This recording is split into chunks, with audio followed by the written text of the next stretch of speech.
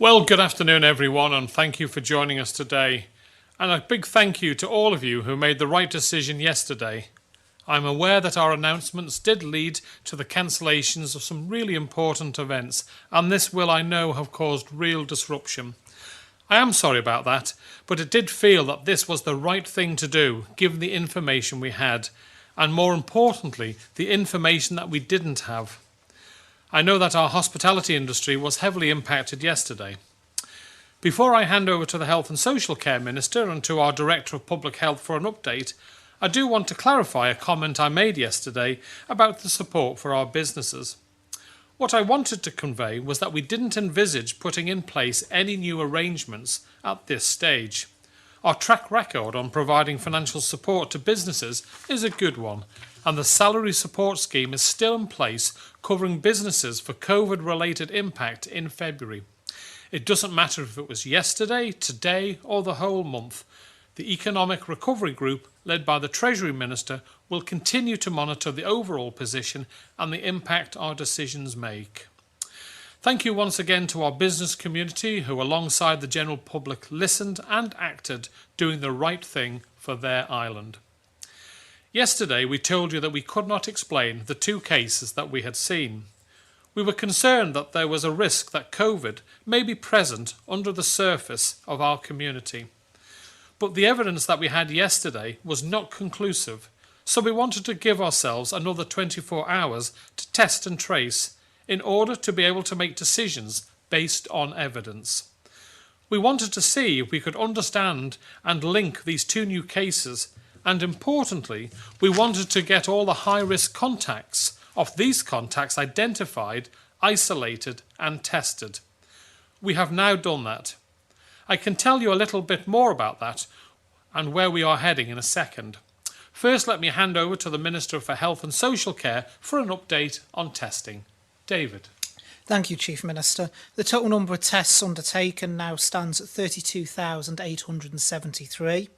The total number of tests concluded is 32,850. That means at the point that the snapshot report was taken for the figures today, there's 23 people awaiting the results of their tests. The total number of new COVID cases identified in the past 24 hours is 0. And so that gives us a total number of active cases at the moment of 48, and the total number of cases over the outbreak is 484. Thank you, Chief Minister. Thank you very much, David. And now, without further ado, let me hand over to the Director of Public Health for an update on our understanding of the current cases. Dr. Ewart. Thank you, Chief Minister. Yes, we obviously still have the ongoing cluster linked to the steam packet, and for that we have no additional cases that we're identifying that link to it. So it's just the cluster as it has been standing for the last few days. The 2 cases that we've been talking about today are the 2 unexplained ones that have come up from the community without a clear link to the existing cluster, or indeed to any other source of infection. We have to remember that the steam packet isn't the only means, the steam packet cluster isn't the only transmission chain that may be out there.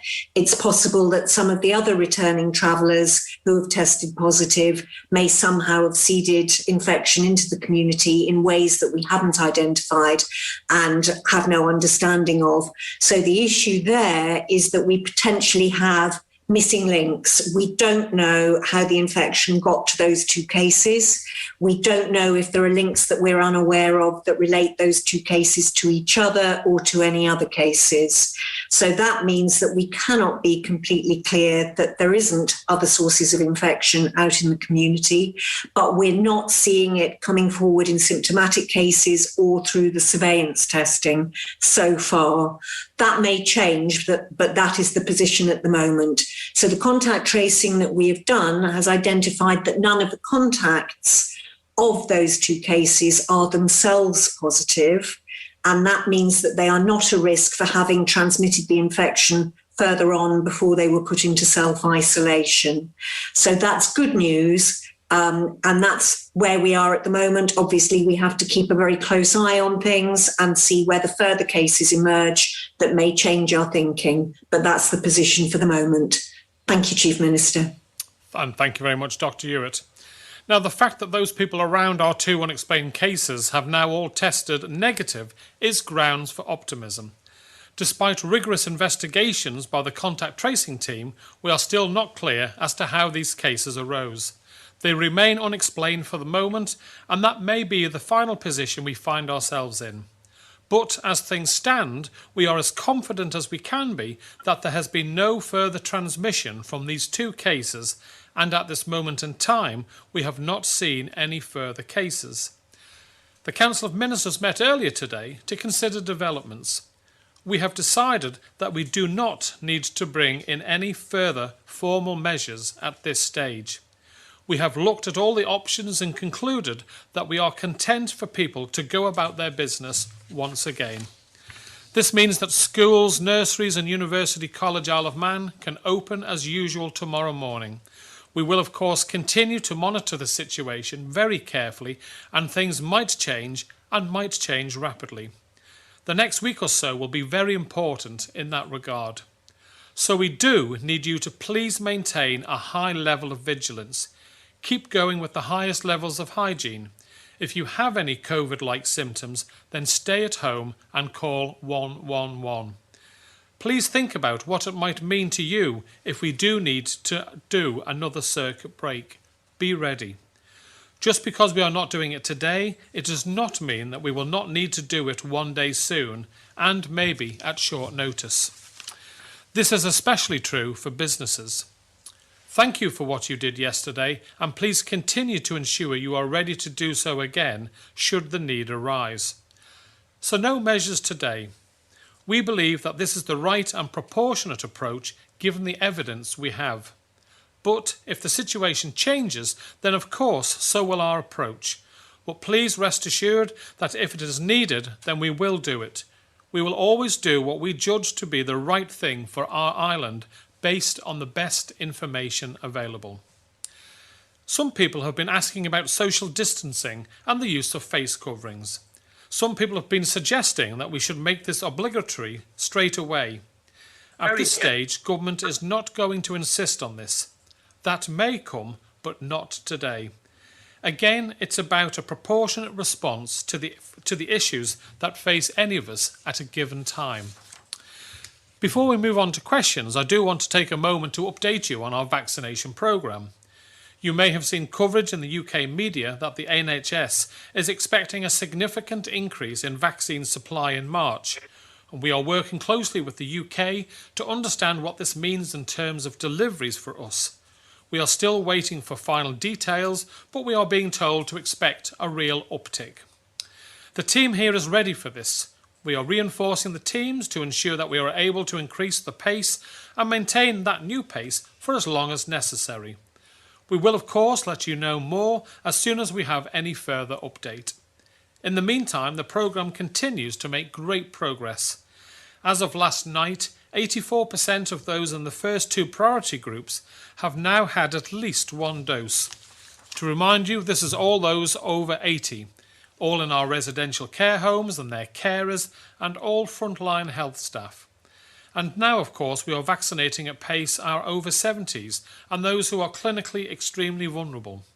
So now when we look at the almost 20,000 people in our first 4 priority groups, where the vast majority of risks of our risk of serious illnesses rests, 70% have had at least 1 dose.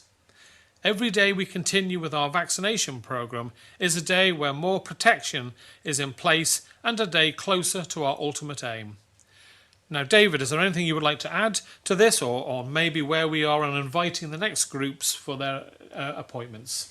Thank you, Chief Minister. Yes, at previous briefings, although it's quite a while ago now, I did point out that in March we were expecting a much higher delivery of vaccine within our schedules. So March was going to be a month where we got a real uptick in our delivered schedules anyway. So this additional news that there may be even further supplies than we were expecting in March is a real bonus. The team is all geared up for that, and we will be able to do hopefully several thousand more vaccinations than we were planning to do each and every week. In terms of people being invited for the vaccine, the last of the over 70s letters, which have been going out in batches, will be going out next week, and also the first of the batches for those aged between 65 and 69 will be going out inviting people for their vaccine. As I've stated at a previous briefing, on our current data, we believe that everyone in the vulnerable categories and those over 50 will have received their first dose by April the 19th. So that is excellent news, and that our vaccine programme is continuing apace. A couple of other bits I wish to touch on. In terms of Nobles Hospital, we will be keeping PPE requirements in place, and so people may see people wandering around the estate using PPE more than they would in normal circumstances. That is nothing to worry about. It's just a very good precaution to keep in a healthcare setting.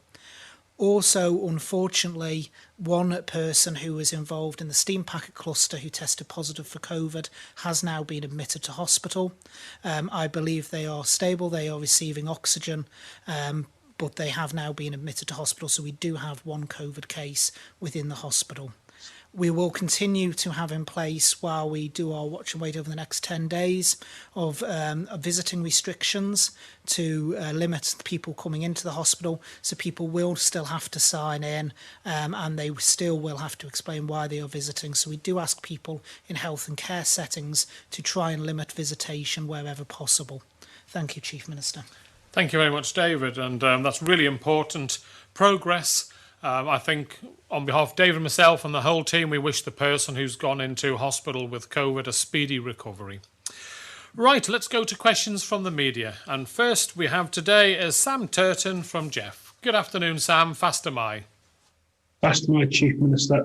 If we could start with business support. In terms of what happened yesterday with closures, ministers are telling us that even with salary support, some of them have lost up to 400 bookings last night. Some of the hotels have lost a lot of money as well in terms of lost food that's gone to waste. Are they able to apply to the Economic Recovery Group for support on this, or where are decisions made in terms of what will be available to them? Well, the existing schemes, Sam, run up until, as it happens, the end of this month today. So we have support for businesses that if they can show a loss of income for the month, it doesn't have to be just yesterday or any income down today. If they can show that their income for the month is down, I think, by 25%, then they are entitled to business support.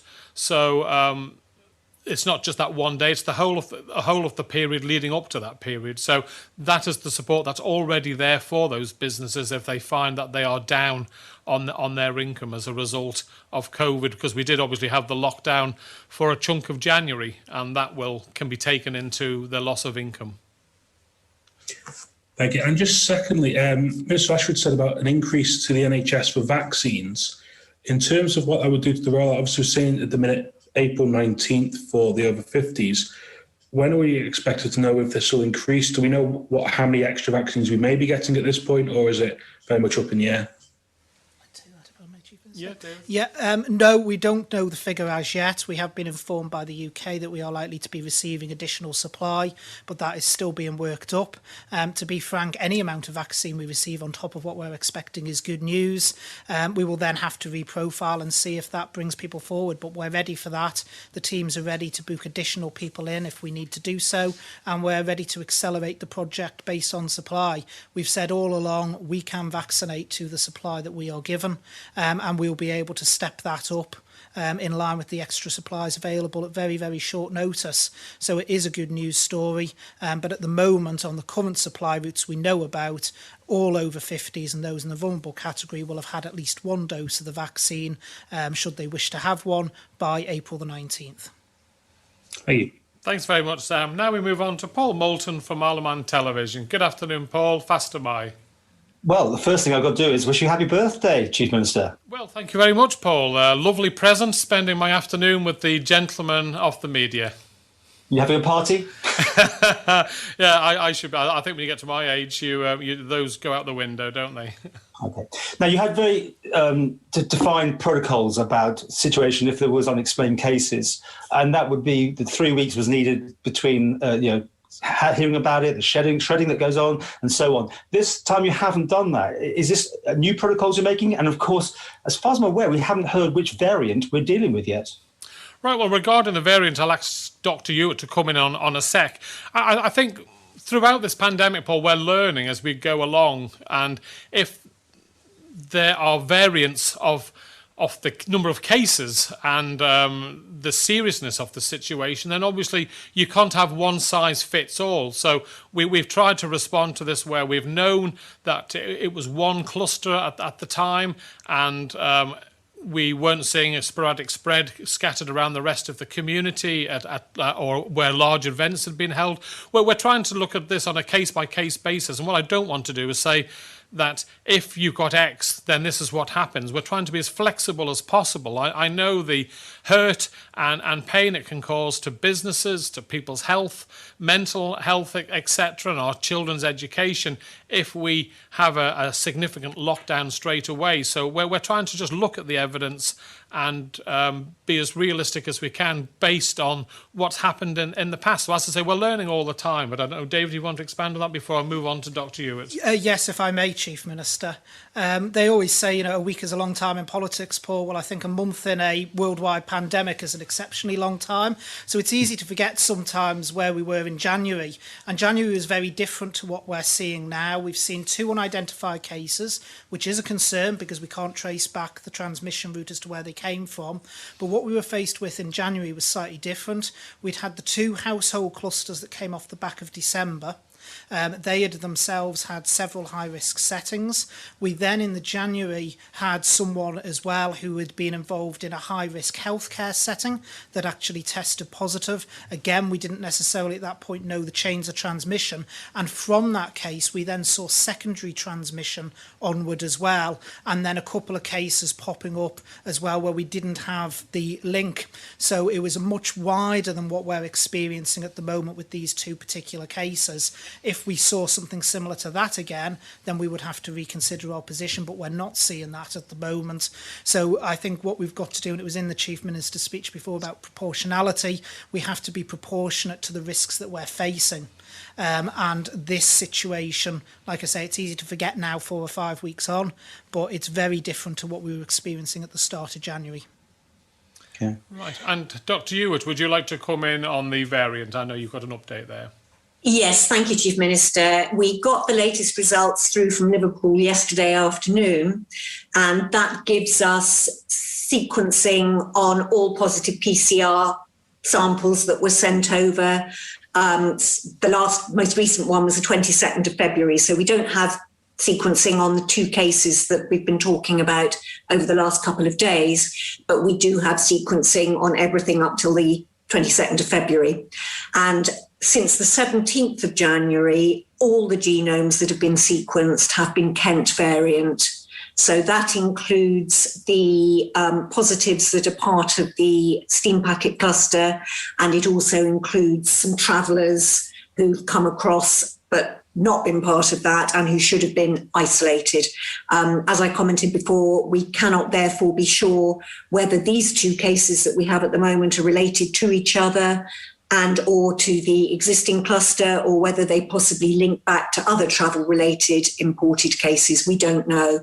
And in fact, when we get the genome sequences back, the high likelihood is that they will also be Kent variant, but that again will not be able to tell us precisely whether they link to the cluster or whether they potentially link back to other imported cases with the same variant.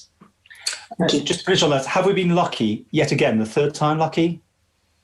Well, to an extent, you always have a little bit of luck, Paul, but I also think it clearly shows that our contact tracing team are exceptionally professional at what they do. They've gone out there quickly, they've worked into the night, to find out who are the key contacts of anyone with a case and quickly get them isolated, get them swabbed and get the test. So yes, there's always an element of luck that more of these cases haven't been, say, asymptomatic and they've gone around spreading without letting anyone know. But the fact that we've done so well, I would say, is a great part of that will be down to the professionalism of our teams who do the contact trace, and across the board all our team working together, but that area in particular. Right. My other question, obviously knocked off the headlines, was the steam packet situation. The inquiry took place. This inquiry, you got your new protocols in place for that. That was an inquiry. Therefore, will it be made public exactly what happened, where the fault issues were, what's being sorted out, and will the public know about it? Well, clearly there was an opinion that the steam packet felt that it was only their UK-based crews that had to comply with the rules of quarantine, and we were under the impression that they knew it was their entire crews that had to comply with that situation. We've come up with a solution whereby testing and vaccinating their staff moves us out of the position where hopefully we don't need to ask them to quarantine, as long as they strictly adhere to the PPE wearing on board the ship while sailing. I don't know, Dr. Ewart, if there's anything you'd like to add to that. I think that covers it very well, Chief Minister. We can reduce as far as possible the risk from the steam packet crew, but we can't eliminate it. Obviously, because of the nature of the work they do, and indeed others in other transport related areas, there is a remaining risk that we will see this again. So, we're going to have to live with it. Okay, thank you, Chief Minister. Thank you. Right, now we move on to Richard Butt from Isle of Man newspapers. Good afternoon, Richard. Fast am I. Fast am I, Chief Minister. I wonder if I can clarify, first of all, the two cases that were mentioned yesterday, are they related? Are they from the same household? And I'd like to know also how many people have actually been tested and traced over the last 24 hours or so after they've been identified. Right, I think I'll go straight over to Dr. Ewart on that to provide that information in detail. Yes, I've already said that there is no known link between those two cases. They're not in the same household, and we can't find a link in time and place between them. And the number of cases, I'm not sure of the exact number of cases, but I'm glad to say it wasn't in the past where we've had individuals who seem to have partied around half the island. In this case, it was a very low number of cases. Are you able to add anything to that, Dr. Ewart? We're talking about these two cases. Mm-hmm. Obviously, their contacts have been traced and, where appropriate, tested, and that includes household contacts and contacts beyond the household. I can't give you the number off the top of my head, but I can say that we've all the test results back and they've all been negative. We're talking dozens of people or a few people? No, actually, in both cases, these were positive cases that did not have huge networks of close contacts. They hadn't been out partying or inviting lots of people into their homes or what have you. So compared to some of our previous cases, there were fewer close contacts to test. Thank you. Thank you. Is that you finished, Richard? Sorry? Well, another one, yes. Yeah. I'm just thinking that, as you said, yes, the circumstances now from early January have changed largely because we've had a lot of vulnerable people and elderly people vaccinated. And I'm wondering, in terms of what Mr. Ashford said about proportionality, as we go along with more and more people being vaccinated, the risk of a serious outbreak affecting a lot of people diminishes. And I wonder how much that is taken into consideration when the Council of Ministers is discussing these sorts of things. In other words, why might we have had a different result today if this happened 2 months ago? No, I think at this moment in time, the Council of Ministers are looking at elimination of the virus on the island whilst our vaccination programme rolls out. Now, when we get to the end of April, beginning of May, or dependent on the amount of vaccines, the extra vaccines that we get, which the Health Minister has just discussed, it may well be that we will alter our thinking on that. Obviously, once you've got all that bracket protected, then you can start to look at, instead of eliminating the virus from the island, of living with the virus on the island, because obviously you've protected all your key people. So going forward in a couple of months' time, I'm sure we will be taking into account the fact that we've significantly vaccinated a large number of people. But when we came to our conclusion today, we didn't take any bearing on the fact that we had already done a good number of our first two groups. Thank you very much, Richard. Thank you. Now we move on to Josh Stokes from ITV Granada. Good afternoon, Josh. Fast am I. Afternoon, Chief Minister. That's been mentioned but not made totally clear here. What is the precautionary planning now if more unexplained cases start to emerge in the community? And what will it take now for the government to legally impose any sort of circuit break lockdown? Does it still come down to the number of unexplained cases? Well, it'll come down, I suppose, to the number and the severity of the situation.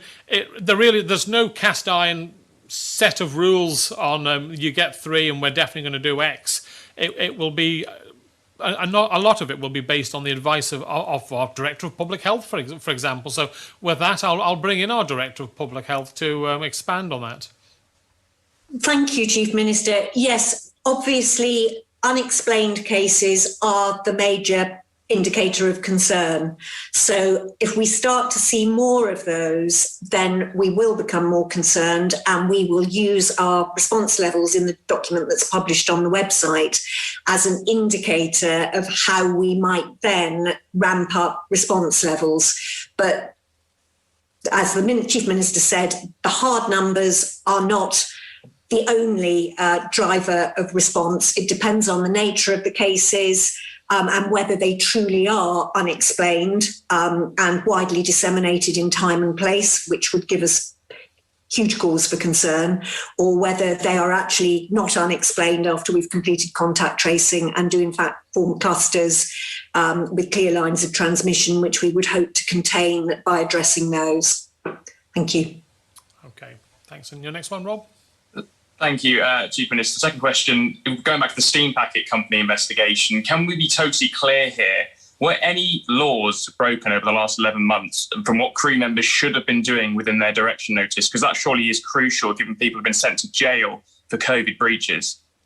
Yeah, well, we, as I say, as politicians, were assured that the crew had to, if you look at the wording, that they had to quarantine when they came off the ship, when they were working on their ship. The steam packet felt that no, the wording was purely that it should only be for the off-island crew that were working when they came onto the island. At this moment in time, I don't think there are any criminal procedure or prosecutions going ahead on this. It's been a genuine misunderstanding of the interpretation of the direction notice, and we're happy to move forward now. We think we've found a solution which reduces the risk to people of the island by the vaccination and the weekly testing of all staff when they come back to the island. And this review, this investigation, will it be put into any kind of documentation and made public at all? I'll have to speak to the Chief Secretary on that. As I say, we've not really found any criminal wrongdoing. It was a genuine misunderstanding of the situation. We've now worked out a path forward to protect the island to the best of our abilities, which I think Dr. Ewart mentioned just now. So that's, I'm happy to leave it at that. Misunderstandings can happen. We're in a pandemic where nobody was prepared. No one, for this sort of outbreak. Where we're living it and finding out new information as we go along. Yes, we thought the rules were clear, but no one intentionally broke the rules. It was a genuine misunderstanding of what they felt their direction notice was. We've clarified it. We've changed it slightly to help going forward. At the end of the day, we need the cargo, etc., coming over and people coming over on our boats, and that's the reality that we live in. So I don't see any prosecutions going forward at this stage, Josh. Right, next we have Rob Pritchard from 3FM. Good afternoon, Rob. Fast am I. Fast am I, Chief Minister. You say the 2 cases remain unexplained. You said that earlier today. And then you've also referred to asking the public to be ready for something like a potential circuit break lockdown in case we needed it. So why do you think it's the best course of action that you're telling people today to go about their business as normal, given the situation still seems pretty precarious?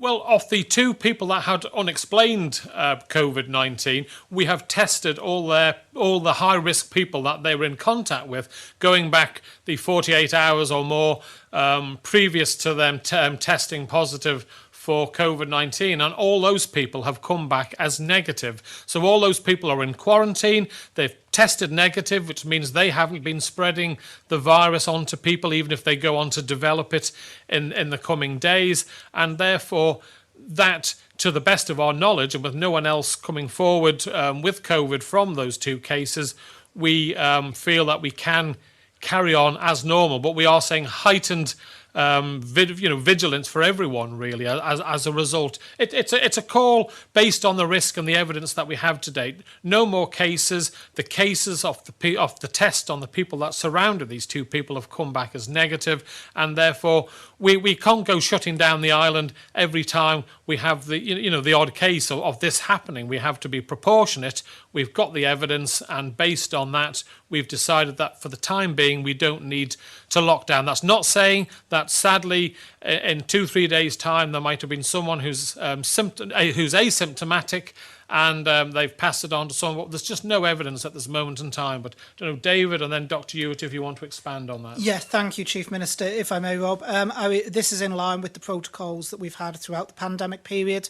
People can go online. They can look at the government documents that are there that explain how we deal with different situations as they emerge, and the different levels and the different steps that we would take. Those are still relevant. They are still in force. In relation to 2 unexplained cases, while it is a concern, because anything that is unexplained is a concern, we do have to accept when dealing with a virus, these will happen from time to time due to asymptomatic people potentially being in the chain of transmission. What is important is to try and control that and spread and prevent onward transmission. We believe at the moment, as confidently as we can at any given point, that we may well have done that. Time will tell, but we don't believe at the moment that it is necessary to start moving to other mitigation measures, which would actually have impact on the wider community. There is always a risk. There is always a residual risk with anything we do, but we believe at the moment that there is no need to go forward with any further measures at this time. As the Chief Minister has said, that may change if further evidence emerges, but we don't have the base of evidence that would require us to do a circuit break lockdown at this current time. And I went through just before why this is very different to the situation we found ourselves in January, and I'll hand over to Director of Public Health. Thank you. I don't really have anything to add to that. I think that's all been covered very clearly. Thank you. Okay, Rob. Thank you. Second question, just on the subject of going about business as usual. Schools are opening as normal tomorrow, but naturally parents and carers could be extremely nervous about sending the children to school given the circumstances. What would your advice be to them? Well, obviously, you've just heard that we're as reasonably confident as we can be that it's perfectly safe to do so. There's been no cases that have come forward from the contacts of these 2 people, and therefore the people that they were around during the 2 days beforehand have not been shedding the illness to any other people around the community. So obviously if that situation changes, then we will of course instantly advise the people. I know the Minister for Education, Sport and Culture has been speaking to all the head teachers today to discuss going forward, but it's there's no guarantees in life, but we've taken good steps. We've been quick off the mark to test and isolate the 2 people, and people should carry on with their lives as normal. And obviously the risks to younger people in comparison, say, to your mother or your father are significantly less. Thank very much, Rob. Okay, now we move on to Tim Glover of Manx Radio. Good afternoon, Tim. Fast am I. La Rugri Suni Diet, I think, is the Manx greeting appropriate for today, Chief Minister. Right. Thank you. I'm just following on from Rob, really, in the schools. We've had a lot of parents being in touch. School attendance, I'm led to believe, last week even was a lot lower than it should be, about 75% at Peel, for example. We've got a message in here. I won't be sending my little boy in this week, and this lady is clinically vulnerable, and I'm sure there'll be a lot of worried parents like myself So is it okay to keep children off, and will there be online provision of some form? Well, we're not saying it's optional. We're saying schools are open as normal. It's back to business as normal. So no, if your child has a health problem or is showing any signs of COVID-19, then of course keep them off school and ring 111. But no, it should be business as usual. I'm not aware of only 75% of children across our schools, Tim. That's not the evidence I've had from the Education Minister. I've been led to believe it was business as usual. But I don't know if David, if you've heard anything, or Dr. Ewart. No, Chief Minister, as far as I'm aware from the Department of Education, the figures have been quite high and normal for school attendance. The one thing I would add, Tim, is at this moment we have no concerns around school settings. Children's education is very, very important. Even during this pandemic period, we only have to look across the water to the UK to see the severe disruption that has happened to children, and also, I would say, actually, the mental health issues that come with children being separated from their school environment as well, and their networks, should we say, out there socially. We would only take decisions on school if we felt we had the appropriate evidence to do so. We don't have concerns in that area. I know there will be a lot of people frightened and concerned out there, particularly those who might have vulnerable children or be vulnerable themselves. That's perfectly natural. All we can do is act on the evidence we have in front of us, and the evidence we have in front of us is that we believe it is perfectly safe environment for people to be sending their children into tomorrow, and we would urge parents to send their children to school as normal. Dr. Ewart, do you want to add anything to that? Nothing to add other than to fully endorse what the Minister has just said. Okay, thank you very much. Tim, your next question. Yes, this is to the Health Minister, if I can. You gave a really good explanation there of the differences between now and the situation we're in in January. But we now know we've got the Kent variant. We know that is much more transmissible. You mentioned that face coverings and PPE would be in evidence at the hospital. There is some uncertainty. Clearly here, the message, you're as confident as you can be, but you've also prepared people to maybe a very short notice lockdown. So wouldn't it be a good idea to advise people to wear face coverings themselves still? Not at the moment, Tim, but let's remember that what we're doing in a healthcare setting is generally around medical grade PPE, plus the fact that on the island, unlike the UK, we have one hospital. If we did, for whatever reason, have a widespread outbreak in the hospital, that would put our health service in jeopardy. We're not saying we believe that that risk is there. We believe it is a sensible precaution to have. And the reason I've put that out publicly today is so that people aren't unduly worried if they go up to the hospital and they see people wandering around in medical grade PPE more than they would under normal circumstances. It's a sensible thing to have over the next 10 days or so while we assess the situation, but it doesn't show any evidence different to what we've said here today. At the moment, in relation to face coverings in public, there will be people who will feel a lot more comfortable. I had to unfortunately do my weekly shopping trip to Tesco's this morning, because my family does insist on continuing to eat. And there were people in there that were wearing face coverings. So there will be people who will find a lot more comfortable if people wish to wear them. We're not saying don't, but what we're saying is we are not recommending at this time because we don't believe the evidence is there that they need to. But if it makes them feel more comfortable in public, they should wear them and they should be respected for that. Okay, thank you very much, Tim. Now we move on to Alex Bell from BBC Isle of Man. Good afternoon, Alex. Faster my. Thank you. I'd just like to revisit the steam packet situation, please. Chief Minister, you've called it several times a genuine misunderstanding, and I know you've said you were happy to leave it at that, but there has to be some accountability here, I'm sure you'll agree. If the rules haven't been made clear enough and it's led to a cluster of cases which we're still dealing with, if no one from the steam packet breached the rules, what action is going to be taken against those in government who failed to make the rules clear enough? Well, there's no clear black and white on this, Alex, which is what you're trying to get me to say. We felt it was clear. The steam packet genuinely felt that they were complying to what they thought were the rules. This isn't a case of we've been living with COVID for the last 10 years and therefore everyone should know exactly what they should be doing on their rules and regulations. This is the first time we've had it. Okay, we've been living with it now for nearly a year, but the steam packet have interpreted it one way, our team interpreted it the other way. At no time was there any criminal negligence. It was just a genuine misunderstanding. And if we prosecute anyone for a genuine misunderstanding, then where do we end? So I'm happy to draw a line under it, because now we are testing the steam packet every week, and they are being reassured that the full PPE will be maintained and whilst on the ship. That has to be the way forward. Obviously, I've asked to make sure that all the rules and regulations, when we send out direction notices to businesses, are complied with, and there are lessons to be learned from this. But I don't intend to have any witch hunts against either side, really. Mr. Quayle, rules have to be black and white. If there's rules which are broken, they cannot be open to interpretation.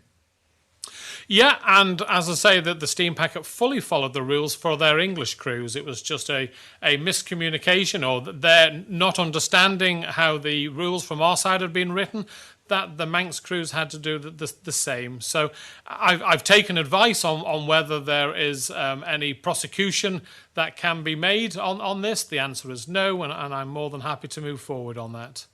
So there's going to be no further action? Not unless some evidence comes up that blows a hole in that, then into the evidence that we've received to date, then there'll be no further action. Okay. To move on then, I think there is still some leftover frustration among businesses on the island about this freedom that they were given to choose whether they should close up yesterday or not. Many places, I think possibly even a majority of places, closed, doing what they perceived and were told would be the right thing to do, close their doors. Some places were busy last night, some were busy this morning. Can you give business owners any assurance that if we find ourselves in this situation again, where there are known unknowns about cases, they won't have to make those decisions again? Well, no, I can't, Alex. I mean, because at short notice, we may have to make a quick decision on this. We were faced with the reality that yesterday there were a number of cases that we couldn't explain where they'd come from. We were testing their high-risk contacts. Now, if we hadn't have asked people to stay at home, we could have been in a situation where we'd woke up this morning and we had 30 cases, say, of COVID-19. I'm delighted that that's not the situation and that all the high risks people of the 2 contacts have come back as negative. That's just really good news. But we couldn't take any chances, and therefore we had to do this as quickly as possible. We do have financial support out there. The business support, it runs out at the end of this month, but it's still there for businesses. And the Treasury Minister and the Economic Policy Review team will monitor this going forward to see if there is a need to come up with a scheme to help business. But at this moment in time, the support is there for businesses if they are adversely impacted by the results of COVID. But of course, we will take this on board. But you can't say we're not going to do it and put the island at risk just because, sad as it may be that some parties have to be cancelled. But I don't know, David, if you want to expand on that. Yeah, if I could, just on one angle, in order to mandate the closure, Alex, we would have had to bring in law to do so. We can't just mandate a closure. We have to bring in regulations, which would be under the Public Health Act 1990 in order to do that. With the time of day it was, by the time we had actually managed to do, we had gone through everything, that we knew the correct position with the testing results back, it would not have been practical to have those regulations drafted and enforced by last night. So if we had stood at the podium here yesterday afternoon and actually mandated places to close, that would have been very disingenuous of us, because we wouldn't have had the regulations in place to be able to back that up. I think we made the correct decision in advising places to close. My understanding is the overwhelming majority of places followed that advice. I believe most of the Manx public were very responsible as well last night and stayed at home for the period of last night. But also, I think, if we had by some miracle managed to bring forward regulations in that very short period and mandated everywhere to close, we'd probably have been having a very different discussion today, where we'd have been questioned, did you go over the top and mandate closure, compared to what you've been able to announce this afternoon. I think it's worth pointing out also, Alex, that whilst it was most regrettable that we had to do this yesterday, it was in the best interests of all of the island, and our businesses have the massive advantage over their UK counterparts that they've had nearly 8 months of uninterrupted business on the island, parking at our self-catering accommodation and hotels, etc., who are getting extra business support for that. So, of course, we don't want to make a habit of doing this sort of thing, but when a situation arises, which Council of Ministers was faced on Saturday, it seemed the best thing to do. And as I say, the business interruption scheme is still there, and I'm sure if any business comes to the Treasury Minister and can prove they've had significant losses and that equates across the month of February, then they will get a favourable response. Thank you very much, Alex. Now we move on to Simon Richardson from Business 365. Good afternoon, Simon. Faster Mai. Good afternoon, Chief Minister. If I could put to you that the court of public opinion, as a politician I'm sure you know, can be rather fickle. Up until very recently, you've had massive support over government's handling of the crisis. Now, the steam packet saga does seem to have dented confidence a little. Are you happy that you have the overwhelming support of people at this point in time? I mean, given the choice yesterday of stay home or go out and party, it seems, according to the police at least, that many chose the latter last night.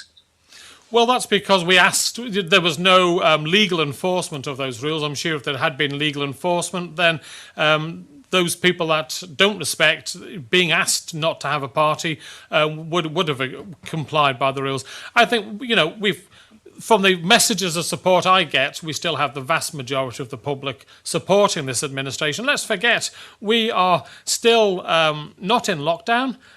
We've managed nearly 8 months compared with the UK in the last 12 months, compared with the UK who've been in virtual lockdown, give or takes various windows of some form for the last 12 months. So the people of the Isle of Man have been in a very fortunate position, and that's because we've all worked together as a team.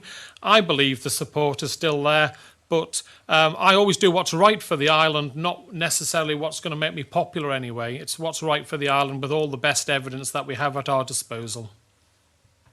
Thank you. And secondly, for the Health Minister, obviously good news that more vaccine is going to be arriving, hopefully in the next few weeks. You've said that you would ramp up a vaccination programme accordingly. Could that mean that we would have 7 days a week in the main hubs if there is sufficient vaccine? And there will actually be certain weeks where that will happen, Simon, where we will have to ramp the hubs up to 7 days a week in order to deliver the volume. March is one of the pivotal months in the vaccination programme. Like I say, it was in the early days of the vaccination programme. I think I explained that in the briefing, but it's been a long time since then. So it's probably worth repeating again that March is where we start seeing the high levels of delivery coming through. That is still the case. There's now potentially additional deliveries on top. So in certain weeks, we will have to go to 7 days a week, and we have staffed up accordingly. We've planned since the very beginning for that to happen.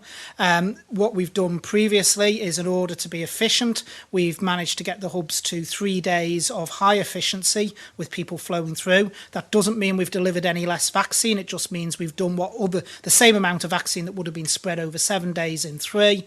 But certainly in forthcoming weeks, people will see the hubs operating 7 days a week in certain weeks due to the level of vaccine that's coming into the island. And again, that's a good news story. Thank you very much. Okay, well, thank you all very much for those questions. Next week, we hope to be sharing our longer-term plan for exiting measures. I had wanted to publish this last week, but we've had to pause whilst we dealt with the most recent developments. Thank you to everyone out there for everything that you are doing. Please continue to make the right decisions for you, your family and our island. Every action makes a difference. Help us to protect the health service and the most vulnerable members of our community. Your actions are helping protect our island. You can do this by remembering the basics, and if you have the slightest concern about any COVID-like symptoms, then please call 111 as soon as possible. Now, finally, turning on the birthday theme, I would like to give a shout out to William Macon, who is 8. William's birthday party had to be postponed yesterday for the second time. I'm really sorry about this, William. Happy birthday, and I hope your parents are able to rearrange your party and that you have a great time. That's all for now. Thank you. Bye-bye.